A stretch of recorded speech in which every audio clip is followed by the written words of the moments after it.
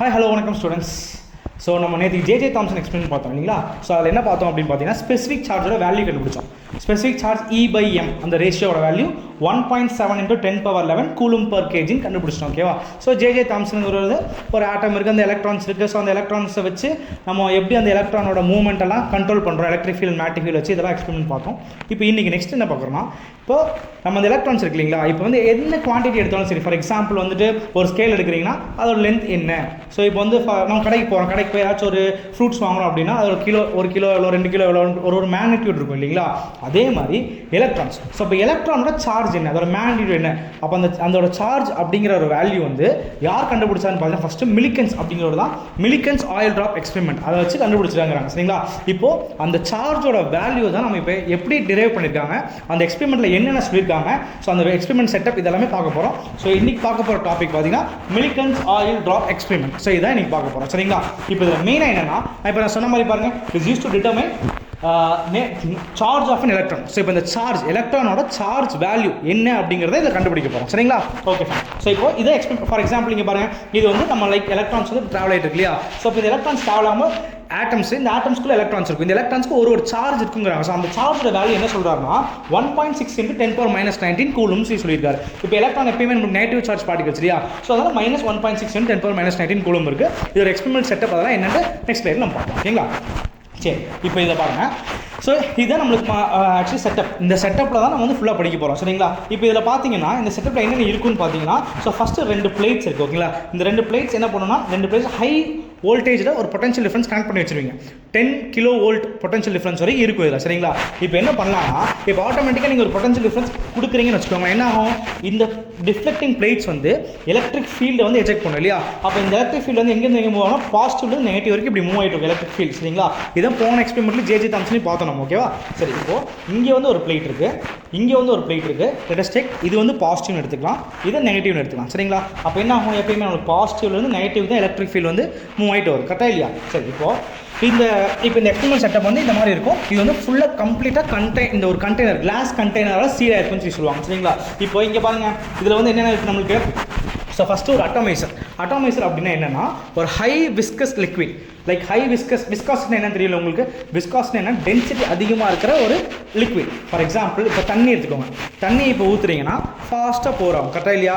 அதே ஒரு ஆயில் எடுத்து போர் பண்ணிங்கன்னா என்ன ஆகும், கொஞ்சம் லைட்டாக டென்சிட்டி ஜாஸ்தியாக இருக்கிறனா உங்களுக்கு அந்த டிஃப்ரென்ஸ் இருக்கும் இல்லைங்களா. ஸோ அதை தான் விஸ்காசிட்டின்னு சொல்லுவாங்க ஓகேவா. சரி, இப்போ இந்த அட்டாமைசரில் வந்து நம்ம வந்து ஹை விஸ்கஸ் லிக்விட் எடுக்கிறீங்க. எக்ஸாம்பிள் வந்து கிளிசரின் எடுத்துப்பீங்க. இப்போ இந்த கிளிசரினில் வந்து இந்த எக்ஸ்பெரிமெண்ட்டில் பார்த்தீங்கன்னா மேலே ஒரு ஃபைன் ஹோல் இருக்கும். இந்த ஹோல் வழியாக இந்த ஆயில் ட்ராப்லெட்ஸ் நீங்கள் ஸ்ப்ரே பண்ணிங்கன்னா, இந்த ஆயில் ட்ராப்லெட்ஸ் என்ன ஆகும்னா கீழே வந்து ஃபஸ்ட்டு இந்த மெட்டல் பிளேட்டில் வரும். இந்த மெட்டல் பிளேட் ஏக்கும் பிக்கு பார்த்தீங்கன்னா நடுவில் கேப் இருக்குங்களா. இந்த மெட்டல் பிளேட் ஏல வந்து ஒரு ஹோல் இருக்கும் சரியா. இந்த ஹோல் வழியாக இந்த லிக்விட் வந்து உள்ளே வரும். ஸோ இப்போ என்ன ஆகுனா, இந்த லிக்விட் வந்து உள்ளே பாஸ் ஆகும்போது இந்த லிக்விட் கண்டிப்பாக கிராவிட்டி இருக்கிறனால என்ன ஆகும், இந்த லிக்விட்லேருந்து பி பிளேட் தான் போகும், கண்டிப்பாக கிரவுண்டுக்கு தான் போகும் ஓகேவா. ஆனால் இப்போ நம்ம என்ன பண்ண போகிறோம், இந்த மில்லிகன்ஸ்ங்கிறவர் இந்த எக்ஸ்பெரிமெண்ட்டில் என்ன சொல்கிறாருன்னு பார்த்தீங்கன்னா, இந்த ஆயில் இருக்கு இல்லைங்களா, இல்லை ஹை விஸ்கஸ் லிக்விட் இருக்கு இல்லையா, இந்த லிக்விட் வந்து கீழே வரும்போது இது கீழே விழுகாமல் இருக்கிறதுக்கு நம்ம என்ன பண்ணலாம்னா ஒரு எலக்ட்ரிக் ஃபீல்ட் அப்ளை பண்ணி அதை கண்ட்ரோல் பண்ண முடியும்னு சொல்லி சொல்கிறாங்க. ஸோ இந்த controlling of the charge by using the electric field, அதுதான் வந்து மில்லிகன்ஸ் ஆயில் ட்ராப் எக்ஸ்பெரிமெண்ட்ஸ் படிக்க போகிறோம் சரிங்களா. ஓகே, ஃபஸ்ட் ஸோ இப்போ இங்கே பார்த்தீங்கன்னா first by adjusting electric field. So electric field வந்து நம்ம எதில் கொடுக்குறோன்னா, இந்த 2 பிளேட்டுக்கு நடுவில் ஒரு பொட்டன்ஷியல் டிஃபரன்ஸ் கனெக்ட் பண்ணி அந்த பொட்டன்ஷியல் டிஃபரன்ஸ் மூலிமா நம்ம ஒரு எலக்ட்ரிக் ஃபீல்ட் கொடுக்க போகிறோம் சரிங்களா. இப்போ அதை அட்ஜஸ்ட் பண்ணுறதுனால motion of oil drop inside chamber can be control. So அப்போ இந்த ஒரு ஆயில் ட்ராப் தான் நம்ம வந்து இங்கே கொடுக்க போகிறோம். இந்த அட்டாமைசர் மூலிமா வர ஆயில் ட்ராப் வந்து நம்ம கண்ட்ரோல் பண்ணிக்கலாம். ஒன்றா கீழே விழுகலாம், இல்லை அதை மேலே கொண்டு போகலாம், இது அப்படியே ஸ்டாட்டிக்காக இங்கேயே வந்து வச்சுக்கலாம் அப்படிங்கிறாங்க சரிங்களா. ஸோ இதில் வந்து படிக்க போகிறோம் இந்த எக்ஸ்பெரிமெண்ட்டில். இப்போ நெக்ஸ்ட் பார்த்தீங்கன்னா இந்த அப்பரட்டஸ், நம்ம இந்த அப்பரட்டஸ் பார்த்தோமா, இங்கே அட்டாமைசர் இருக்குது எல்லாமே இருக்குது ஓகேவா. It consist of 2 circular plates. So சொன்ன மாதிரி இது வந்து ஃபஸ்ட் பிளேட் ஏ, இது வந்து செகண்ட் பிளேட் பி சரிங்களா. ஃபஸ்ட் பிளேட் ஏல வந்து பாசிட்டிவ் சார்ஜ், செகண்ட் வந்து நெகட்டிவ் இருக்குது. ஸோ ரெண்டுமே பொட்டன்ஷியல் டிஃபரன்ஸ் கனெக்ட் பண்ணிட்டீங்க ஓகேங்களா. சரி, இப்போ இந்த டிஸ்டன்ஸ் பார்த்தீங்கன்னா 1.5 சென்டிமீட்டர் டிஸ்டன்ஸில் இருக்குது. அதே மாதிரி இந்த பிளேட்டோட டயமீட்டர் பார்த்தீங்கன்னா 20 சென்டிமீட்டர் இருக்குன்னு சொல்லி சொல்லிட்டாங்க ஓகேங்களா. சரி, ஓகே. இப்போ என்ன பண்ணுறீங்க, இந்த 2 பிளேட்ல வந்து பொட்டன்ஷியல் டிஃபரன்ஸ் கனெக்ட் பண்ணிடுறீங்களா. ஸோ அதான் கொடுத்துருக்காங்க 10 kW பொட்டன்ஷியல் டிஃபரன்ஸ் கொடுத்துருக்காங்க சரிங்களா. Okay fine. இப்போ நம்ம என்ன பண்ணுறோம், glycerin, so high viscous liquid சொன்னேன் இல்லையா, அந்த ஹை விஸ்கஸ் கிளிசரினை வந்து ஸ்ப்ரே பண்ணுறீங்க. ஸ்ப்ரே பண்ணும்போது கண்டிப்பாக ஆட்டோமேட்டிக்காக ஆயில் ட்ராப் வந்து கீழே வரப்போகுது அப்படிங்கிறாங்க. புரிஞ்சா. இப்போ ஒரு எலக்ட்ரிக் சார்ஜ் கொடுத்து நம்ம என்ன பண்ண போகிறோம். ஸோ இப்போ ஃபார் எக்ஸாம்பிள் இங்கே பாருங்க, இப்போ ஒரு ஆயில் ட்ராப் கீழே வந்து விழுகுது அப்படின்னா ஆப்போசிட் இப்போ என்ன இருக்கும், இங்கே ஆயில் ட்ராப் கீழே விழுகும்போது கிராவிட்டினால மட்டும்தான் கீழே விழுகும், கரெக்டாக இல்லையா? ஸோ இப்போ கிராவிட்டி மட்டும்தான் இருக்கும் இந்த ஆயில் ட்ராப்பில். ஓகே, இப்போது இந்த கீழே விழுவது கண்டிப்பாக ஒரு அப்போசிங் ஃபோர்ஸ் இருக்குது இல்லைங்களா, ஒரு ஃப்ரிக்ஷன் இருக்கும், கரெக்டாக? அந்த ஃப்ரிக்ஷன் வந்து ப்ரொவைட் பண்ணுற ஃபோர்ஸ் ஒன்று இருக்கும். ஓகே, ஃபார் எக்ஸாம்பிள் வந்து பார்த்தீங்கன்னா பயான்ஸ் ஃபோர்ஸ் அப்படின்னு ஒன்று சொல்லுவாங்க, சரிங்களா? ஒரு தண்ணி எடுத்துக்கிட்டீங்கன்னு வச்சுக்கோங்க, ஒரு பக்கெட்டில் ஒரு ஃபுல்லாக வாட்டர் தண்ணி இருக்குது. அப்போ அந்த தண்ணியில் ஒரு பாலை கொண்டு போய் புஷ் பண்ணாமல் என்ன ஆகுது, திருப்பி மேலே தானே வருவது, கரெக்டாக? அதான் பயான்ஸ் ஃபோர்ஸுங்கிறாங்க.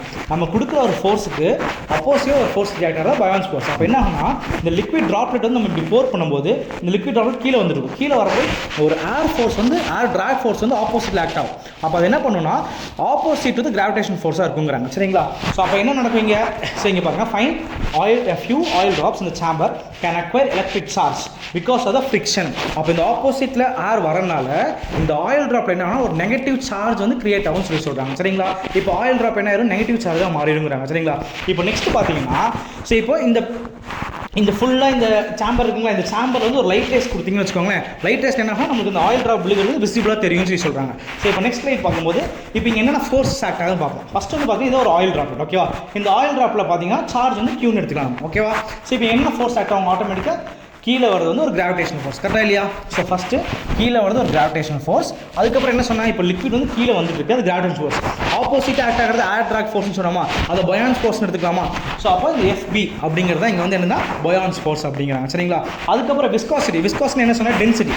அப்போ அந்த ஆயில் தான் எடுத்துருக்கோம். இப்போ ஆயில்னா ஒரு டென்சிட்டி தேவைப்படும் அதுக்கு. ஸோ அப்போ அந்த விஸ்காசிட்டி ஃபோர்ஸ் வந்து டென்சிட்டியோட ஆயில், ஓகேவா? ஸோ அப்போ ஒரே ஒரு ஆயில் ட்ராப்லெட்டில் எலக்ட்ரிக் ஃபீல்டு இப்போ இல்லை, ஓகே? எலக்ட்ரிக் ஃபீல்டு நம்ம கொடுக்கல, ஓகேவா? ஸோ ஜஸ்ட் ஒரு ஆயில் ட்ராப்பை போர் பண்ணுறீங்க ஆட்டோமேஷன் மூலியமா, அது கீழே வருது. அப்போ என்னென்ன ஃபோர்ஸ் அங்கே இருக்குன்னு பார்க்க போகிறோம். ஸோ ஃபஸ்ட்டு கீழே வருது கிராவிடேஷன் ஃபோர்ஸ், மேலே போகிறது பயான்ஸ் ஃபோர்ஸ், இன்னொரு ஃபோர்ஸ் வந்து விஸ்கஸ் ஃபோர்ஸ். இந்த மூணு ஆக்ட் ஆகும். இப்போ இன்கேஸ் நீங்கள் எலக்ட்ரிக் ஃபீல்ட் கொடுத்துட்டீங்கன்னு வைங்க, இப்போ எலக்ட்ரிக் ஃபீல்ட் கொடுத்தா கண்டிப்பாக இங்கே எலக்ட்ரிக் ஃபோர்ஸ் ஒன்று ரியாக்ட் ஆகுமா? இப்போ எலக்ட்ரிக் ஃபீல்டு A பிளேட் வந்து B பிளேட்டு கீழே டவுன்லோட் ஆக்ட் ஆகுதுன்னா அப்போ கண்டிப்பாக எலக்ட்ரிக் ஃபோர்ஸ் அதுக்கு ஆப்போசிட் மேலே வந்து ஆக்ட் ஆகும், சரிங்களா? அப்போ இங்கே பாருங்கள், சார்ஜ் இருக்குது, கிராவிடேஷன் ஃபோர்ஸ் ஆட்டோமேட்டிக்காக கீழே வந்து ஆக்ட் ஆகுது. ஸோ அதுக்கு ஆப்போசிட்டாக பார்த்தீங்கன்னா பயான்ஸ் ஃபோர்ஸ்னால் எப்பயுமே அந்த ஏர் ட்ராக், அந்த ஆப்போசிட்டில் வர ஏர் ஃபோர்ஸ், ஃப்ரிக்ஷன் ஃபோர்ஸ் இருக்கு இல்லைங்களா, அதான் வந்து பயான்ஸ் ஃபோர்ஸ். இப்போ அது கூட என்ன இருக்குது, எலக்ட்ரிக் ஃபோர்ஸ் இருக்குது. ஸோ அப்போ வந்து ரெண்டு கண்டிஷன் நம்ம எடுக்க போகிறோம். ஃபஸ்ட்டு கண்டிஷனில் வந்து பார்த்தீங்கன்னா பயான்ஸ் ஃபோர்ஸ், விஸ்கஸ் ஃபோர்ஸ் மேலே ஆக்ட் ஆகுது, கிராவிடேஷன் ஃபோர்ஸ் கீழே ஆக்ட் ஆகுது. நெக்ஸ்ட்டு பார்த்தீங்கன்னா பயான்ஸ் ஃபோர்ஸ் எலக்ட்ரிக் ஃபோர்ஸ் மேலே ஆக்ட் ஆகுது, கிராவிடேஷன் ஃபோர்ஸ் மட்டும் கீழே ஆக்ட் ஆகுது, சரிங்களா? இப்போ ஒரு ஃபார்முலா இருக்கு உங்களுக்கு. கிராவிடேஷன் ஃபோர்ஸ் வந்து F = m/g, எலக்ட்ரிக் ஃபோர்ஸ் வந்து Q/E, buoyance force, viscous force formula என்னன்னு நெக்ஸ்ட் இதில் பார்க்கலாம், ஓகேவா? ஃபைன். ஸோ இப்போ இங்கே பாருங்கள், நம்ம பயான்ஸ் என்னன்னு சொன்னேன் இல்லையா?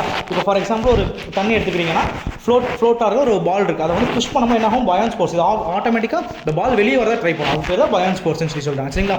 விஸ்காஸ்னா பாருங்கள், தண்ணி வந்து கீழே விழுது, இதே ஒரு ஆயிலோ ஒரு ஹனியோ எடுத்திங்கன்னா அதுக்கு ஒரு டென்சிட்டி மாறுங்கிறாங்க, சரிங்களா? ஸோ இதெல்லாம் தான் ஒரு ஃபோர்ஸ் என்னென்னு சொல்லி படிச்சிட்டோம், ஓகே?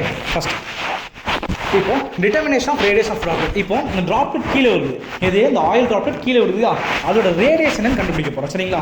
ஸோ எப்படி கண்டுபிடிக்கலாம் பார்ப்போம். ஃபஸ்ட் வந்து எலக்ட்ரிக் ஃபீல்ட் இல்லை. அப்போ எலக்ட்ரிக் ஃபீல்ட் இல்லை நாங்கள் என்ன இருக்கும், ஒரு ஆயில் ட்ராப் கீழே விழுகும், அப்போ கிராவிடேஷன் ஃபோர்ஸ். அதுக்கு ஆப்போசிவாக என்னென்ன வருது, பயான்ஸ் ஃபோர்ஸ் அண்ட் விஸ்கஸ் ஃபோர்ஸ். மொத்தம் இந்த மூணு ஃபோர்ஸ் ஆக்ட் ஆக போகுது, சரிங்களா? ஓகே. ஸோ இப்போ என்னென்ன பார்க்கலாம் ஃபஸ்ட்டு. இப்போ இங்கே பாருங்க. So due to the presence of air drag force is easy to attain the terminal velocity with constant. Okay fine. So we know that viscous force and buoyance force balance the gravitation force. இப்போ gravitation force கீழே வந்துட்டு இருக்கு, viscous ஃபோர்ஸும் buoyance ஃபோர்ஸும் மேலே வந்துட்டு இருக்கு. அப்போ இந்த பயான்ஸ் ஃபோர்ஸும் viscous ஃபோர்ஸை ஆட் பண்ணால் கிராவிடேஷன் ஃபோர்ஸ் கீழே வருது, ரெண்டுமே ஆப்போசிவாக இருக்கா, பேலன்ஸ்டாக இருக்குன்னு சொல்லுவாங்களா? ஸோ இப்போ இந்த பேலன்ஸ் பண்ணுறதுக்கு வந்து என்ன பண்ணணும்னா இப்போ வந்து எக்ஸ்பெரிமெண்ட் டெரிவேட் பண்ண போகிறோம், சரியா? ஸோ எப்படி பண்ணுறதுன்னு பார்க்கலாம், ஓகேங்களா? இப்போ let r be the radius of the oil drop. இந்த ஆயில் ட்ராப் கீழே விழுது பார்த்தீங்களா, அதோட ரேடியஸ் வந்து ஆர்னு எடுத்துக்கலாம். ஸோ இப்போ then the mass of the oil drop can be expressed in the terms of density. இப்போ நம்ம என்ன பார்த்தோம், ஆயில்னாலே டென்சிட்டி இருக்கு, அது ஒரு விஸ்கஸ் ஹை விஸ்கஸ் லிக்விட் இல்லையா? ஸோ அப்போ டென்சிட்டியோட ஃபார்ம் நம்மளுக்கு என்ன தெரியும்?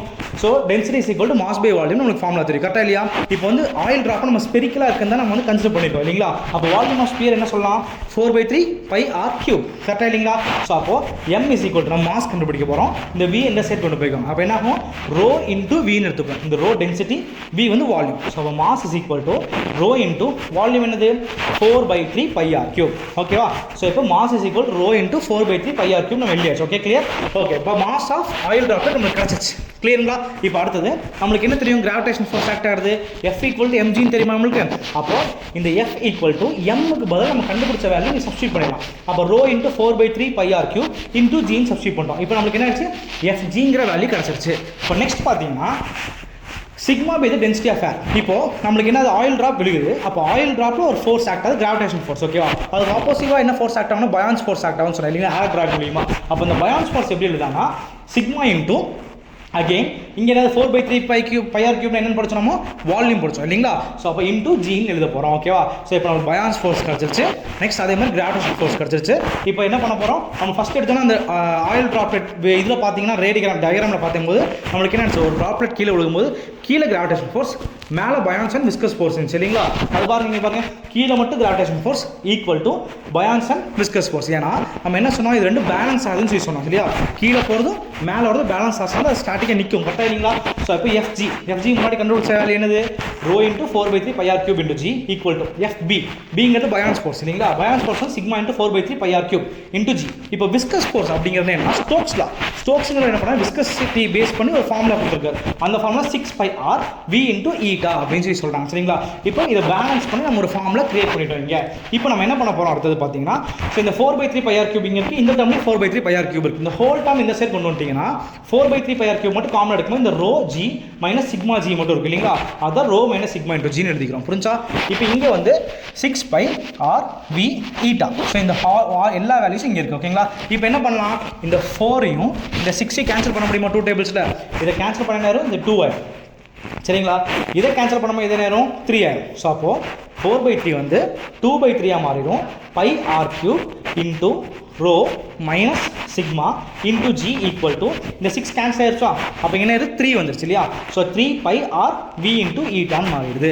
ஸோ இப்போ இதில் வந்து ரேடியஸ் மட்டும் கண்டுபிடிக்கணும் நம்ம சரிங்களா. இப்போ ரேடியஸ் என்ன பண்ணலாம், இங்கே r³ இருக்குது, இங்கே r இருக்குது. இது இதுவும் கேன்சல் பண்ணாமல் நம்மளுக்கு இது r² ஆயிடும் இல்லைங்களா. அப்போ r² மட்டும் ஒரு சைடு வச்சு மிச்சம் எல்லா டேர்ம்ஸ் இந்த சைடு கொண்டு வந்து, அப்போ ஸ்கொயரை வந்து இந்த பக்கம் வரும்போது 1/√2 பவரில் வந்து 1/2 ஆயிரும் இல்லைங்களா. ஸ்கொயர் இங்கேருந்து இந்த ஸ்கொயர் இன்சைட் கொண்டு வந்த நேரம் பவரில் 1/2 ஆயிரும். ஸோ அப்போ r is equal to 9 eta v divided by 2 into rho minus sigma into g the whole power 1/2. So இதுதான் ரேடியஸ் ஆஃப் ட்ராப்லெட். ஓகேங்களா. ஸோ இதுதான் இப்போதைக்கு நம்ம ரேடியஸ் ஆஃப் ட்ராப்லெட் படிச்சிருக்கோம். இந்த டயக்ராம் பேஸ் பண்ணி பார்த்தீங்கன்னா ஃபஸ்ட்டு எலக்ட்ரிக் ஃபீல்ட் இல்லை. ஸோ எலக்ட்ரிக் ஃபீல்ட் இல்லாதனால என்ன நம்மளுக்கு ஒரு ஆயில் ட்ராப்லெட் இருக்குது, ஸோ ஒரு கிராவிடேஷன் ஃபோர்ஸ் இருக்குது, ஒரு பயான்ஸ் ஃபோர்ஸ், ஒரு விஸ்கஸ் ஃபோர்ஸ், அவ்வளோதான் இருக்குது. இது ரெண்டுமே ஈக்குவேட் ஆகுது. ஈக்குவேட் பண்ணி நம்ம ஆர் மட்டும் இதுன்னு கண்டுபிடிச்சிடுறீங்க. கிளியர்? இப்போ ரேடியஸ் ஆஃப் ஆல் ட்ராப்லெட் கண்டுபிடிச்சாச்சு. இப்போ நெக்ஸ்ட் பார்த்தீங்கன்னா determination of electric charge. So இதான் மெயின். ஆக்சுவலி சார்ஜோட வேல்யூ என்னன்னு கண்டுபிடிக்கணும் கரெக்டாக இல்லைங்களா.